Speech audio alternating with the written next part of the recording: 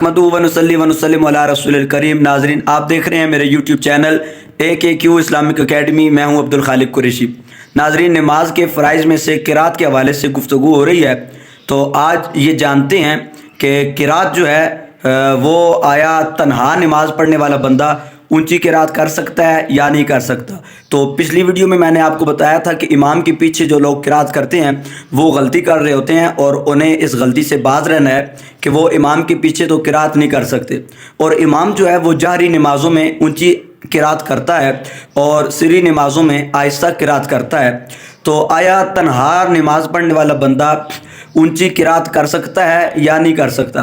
तो याद रहे, जो बंदा तन्हा नमाज पढ़ रहा है और वो जहरी नमाज पढ़ रहा है, यानी वो नमाज की जिसमें किरात ऊंची की जाती है, तो ऐसी नमाज में उस शख्स को इख्तियार दिया जाता है कि वो अब उसको इख्तियार है कि वो ऊंची किरात करे या आहिस्ता किरात करे, यानी वो दोनों तरह से कर सकता है। अगर ऊंची आवाज़ में किरात करेगा तो तब भी उसकी नमाज दुरुस्त हो जाएगी, और आहिस्ता आवाज़ में किरात करेगा तब भी उसकी नमाज दुरुस्त हो जाएगी। मगर ऐसे बंदे के लिए अफजल ये है, यानी जो बंदा जहरी नमाज को तन्हा पढ़ रहा हो उसके लिए अफजल है कि वो क्या करे, जहरी नमाज को जहरन ही पढ़े। और जब वो जहरन पढ़ेगा तो उसके लिए वो अफजल का जो दर्जा है उसको भी वो हासिल कर लेगा।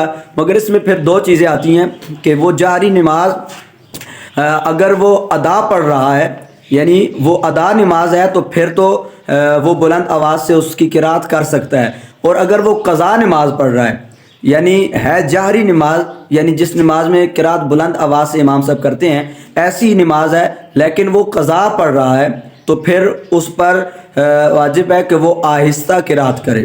अगर अदा पढ़ रहा है तो फिर इख्तियार है, वो दोनों तरह से पढ़ सकता है। अगर क़ज़ा नमाज पढ़ रहा है तो फिर उस पर ज़रूरी है कि वो आहिस्ता किरात करे, फिर वो ऊंची किरात नहीं कर सकता।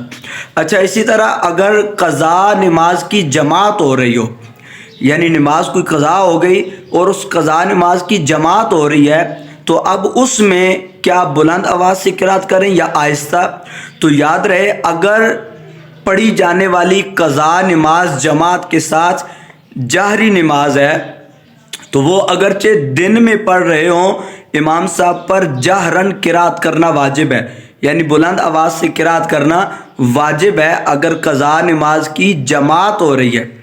और अगर सिर्री नमाज है, यानी वो नमाज के जिसमें आहिस्ता किरात की जाती है, वो नमाज अगरचे रात में पढ़ी जा रही हो जमात के साथ, तो अब इमाम साहब पर आहिस्ता आवाज़ में पढ़ना वाजिब है। तो जहाँ तक मैंने तन्हा नमाज पढ़ने का बताया है, तो तन्हा नमाज अगर आप अदा पढ़ रहे हैं तो आपको इख्तियार है, आप आहिस्ता पढ़ें या बुलंद आवाज़ से पढ़ें, और बुलंद आवाज़ से पढ़ना अफजल है।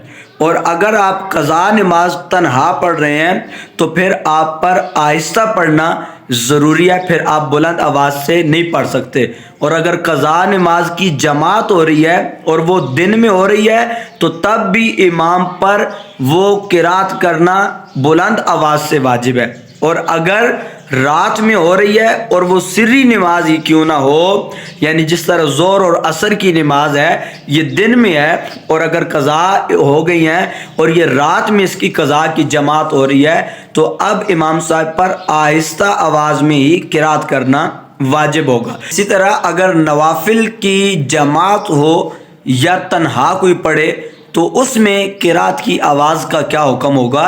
तो ये याद रहे, अगर नवाफिल कोई दिन में पढ़ रहा है तन्हा, तो वो किरात भी आहिस्ता करेगा।